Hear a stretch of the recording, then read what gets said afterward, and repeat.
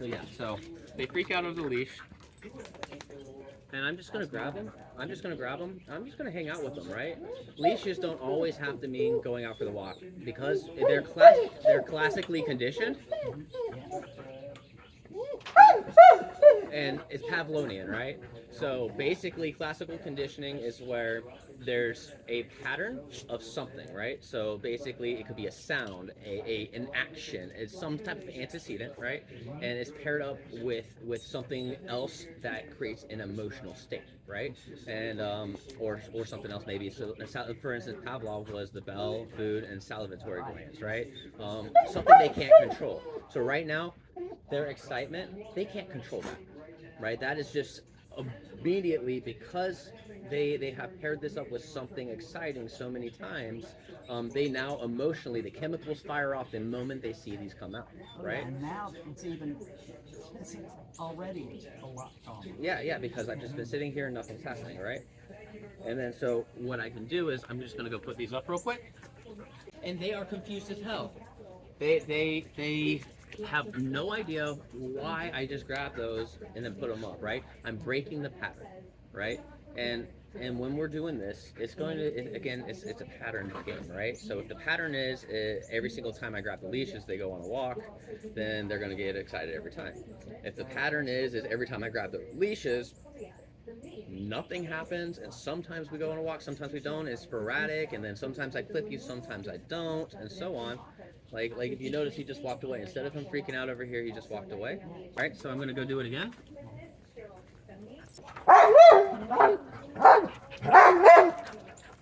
So I have the leashes again, and Charlie and stuff is gonna be like, I know what's going on, right?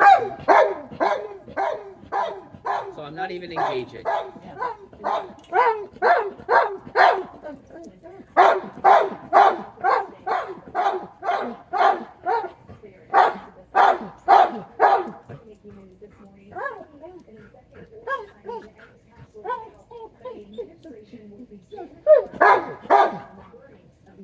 And this is what I talk about the crazy part, right?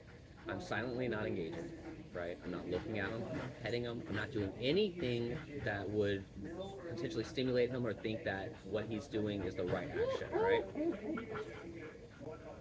And then eventually, it's going to take a while at first, right? Eventually, he is going to walk away and realize, okay, this is pointless, right? Um, this is going to be part of certain processes, right? So we have the classical conditioning where we need to change it by just breaking the routine, right? But it's also operant conditioning to where we are um, going to be extincting behaviors by not allowing a previously reinforced behavior to be reinforced anymore, right? So basically, his behavior is reinforced. I'm going to scream, I'm going to whine, I'm going to get excited. Obviously, he can't, that emotional state he can't help, right? However, a dog can get excited and still be calm at the same time, right? Exactly, not freaking out. So right here, this is good. Okay, Charlie, come here. Charlie. So what I'm going to do now is I'm going to take it a step further. I'm going to put this on him. And we're just going to hang out for a little bit, right? Because we're not going on a walk, I just put it on him, right? And so now that we're hanging out, you know, and I can test certain things, right? For instance, I'm going to test standing up, and he's like, oh yes, we're going on a walk, I'm going to walk this way. No, I don't want to go this way. Instead, I'm going to just sit right back down, right? And he's like, what's going on, right? What's going on? But nothing's going on. Nothing's going on, right? And now I'm just going to take this off, put it aside, and he's just like, Guy, come on, dude. Like, there's the thing I want. I'm just gonna let him.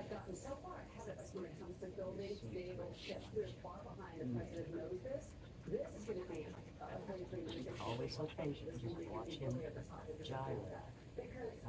That's nice. He just went inside. He went inside on his own. He's looking around at the leashes because there's something he just knows. This pattern is there. He knows that the leashes mean the things, right? Oh, yeah, and there's a door full of them. So. Yep. So as far as operant conditioning goes, that's where we get positive reinforcements and punishments and so on, right?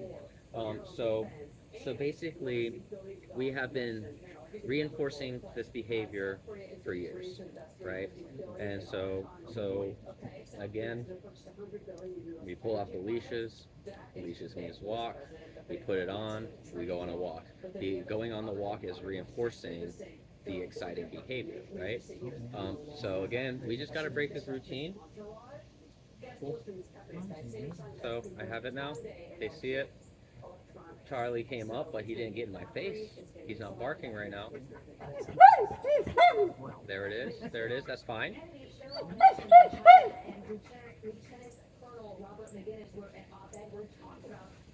And Charlie's the main one, the first one, right? And if we do all these steps with Charlie, they're obviously seeing the leashes and seeing what we're doing with leashes, right? It's still going to work with both of them at the same time without having to do the clipping and extra stuff. We can do the same with him. Come here. Oh, wrong one. But put on Dozer. Dozer's ready to go. We're hanging out. And He does get bad at defense to those too. yep. Flip it. Put it aside. Right? I'm paying attention. No, you're fine. You can smoke. No, I know. I let you all in. So a big thing that I'm also paying attention to is when I do things, right? When I do things, because this is what I mean by that is my own actions, like for instance putting that aside, right? So what I did, Charlie's now calm. Charlie wants this. I want to reinforce that calm behavior. So Charlie got calm. Perfect. I'm gonna do this. We're gonna hang out for a minute, right? I'm gonna take it off. I'm still like this. He's about to freak out, right? He's about to freak out. He's gonna whine for a second. There it is, right? And I engage with him, eye contact, right? So we're still doing this. We're not doing anything, right?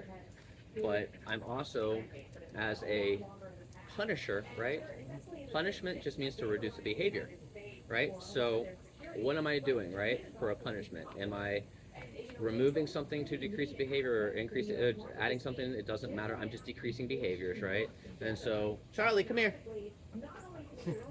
Come here. So what I'm going to do, I'm going to take it a step further, amp him up again. We're going to stand up. We're going to kind of walk over here this way. Come here, bud. Come. Come here. He was paying too much attention to the fence. We're going to do this. I'm going to unclip him. Let's see what he does. Usually he's jumping out. And you can do this in there while watching TV and stuff. Not a problem. You can do it out here. Give him more space if you want to while you're having a smoke or whatever. Not a problem. Yeah, I think that's good. Yeah. I So. know before, and I know when they all go crazy with the fence. Yeah. Yeah, he wouldn't open the gate. He was going nuts. Yeah, so exactly. I mean, but the thing is sometimes, so you're going to have to give him a walk anyway, so sometimes you're just going to have to let him go nuts and just take him out. But what I was talking about with me deciding to put stuff away, like the leash away, right? The reason why I haven't done it yet is because I'm waiting for him to do a behavior, right? For instance, the moment he comes up and he's barking at me and stuff like that, I'm going to put the leash over here and then start ignoring him, right? Because his behavior caused me to do the thing he doesn't want, right? And because it didn't get him his way, and because it's the exact opposite what he was expecting, that's going to likely reduce that behavior, right? Obviously, I don't know for sure until the behavior actually reduces, but it's an extremely strong chance that's going to reduce behavior because it's, again, his behavior can now be associated with my behavior or something else, right? And the behavior is I'm whining, I'm barking. Every time I whine and bark like this, you put the thing up and don't do anything. But when I'm calm, I put it on, we go on a walk.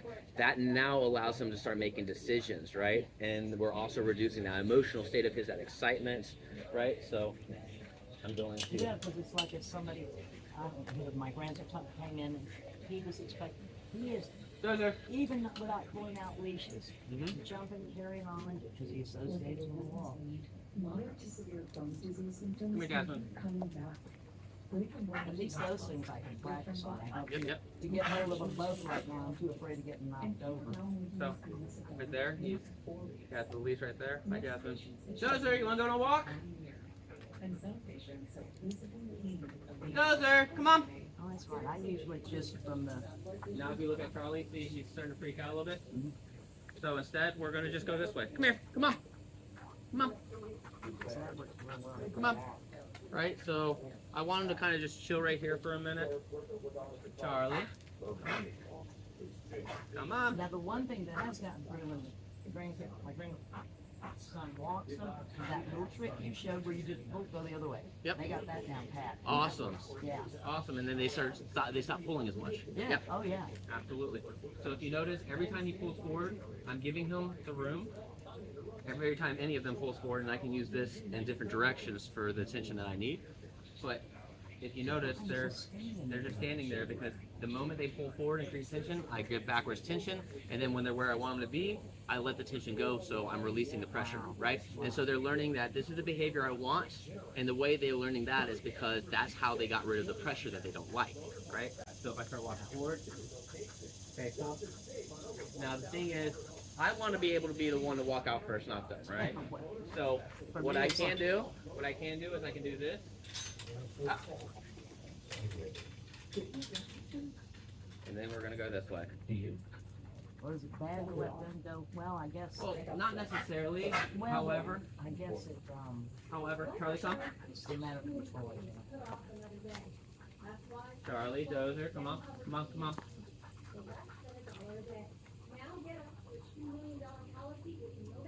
Miss Jazzy. So that's fine right there.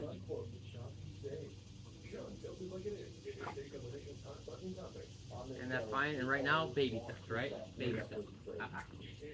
So Good job.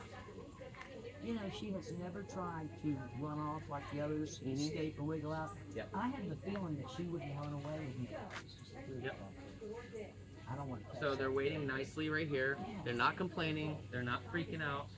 Once in a while, they get a little antsy. Right now, it's just duration, right? They know what they're supposed to be doing. And if you notice, they start going forward a little bit more. It's because they're past their limit of waiting, right? And so now I'm just working on duration, and the duration is exactly what we're doing right here. And every single time we do it, the duration can get longer and longer if we want it to.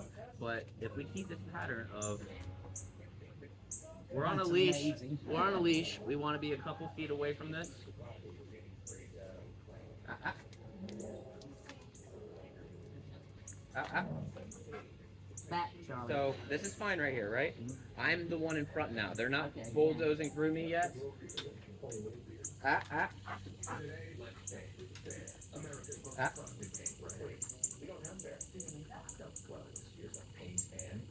Come on. And see how I got him to wait? Yeah, yeah. However, because Charlie just decided to kind of barge through right there, I stopped playing. I'm doing exactly what I did right here, adding the pressure, Just let them. adding the pressure, and it's going to become a pattern, just like this right here. It's a pattern that they're outside the fence now, and they want to go on a walk, but the rules are still the same. We got to walk nicely. We got to be polite in our walk, right? So you can't just barge out like this. And so now that we've done this, and they've, okay, we're loose now. And now I can start to walk. And when I start to walk, that's going to increase the behavior of being loose on the leash. Come on. Come on. Come on. Come on. We're going to do a couple more tries of this, okay? And this is where the pattern comes in, right? One thing I have noticed, he's much better at when somebody comes with the gate, or I'm trying to come back in the gate, is, I count back. It took a while, but he will move back away so he doesn't run over me. So, ah. Ah. So every time they try to go out on their own, I'm creating spatial pressure with this. And if they get their nose in the middle, I'm not slamming it so it's not hurting them, but it's uncomfortable when it rubs up against their sensitive nose area, right?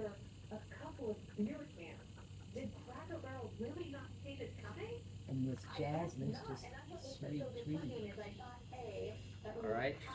And since they're not really wanting to listen, alright, back up.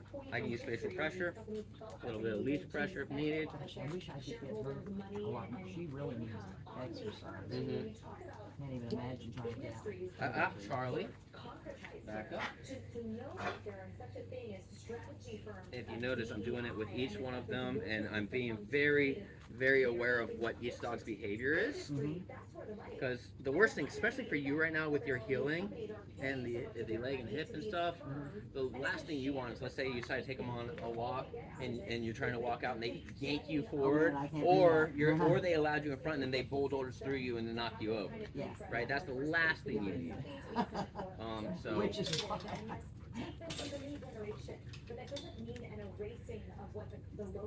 He's a little quirky too.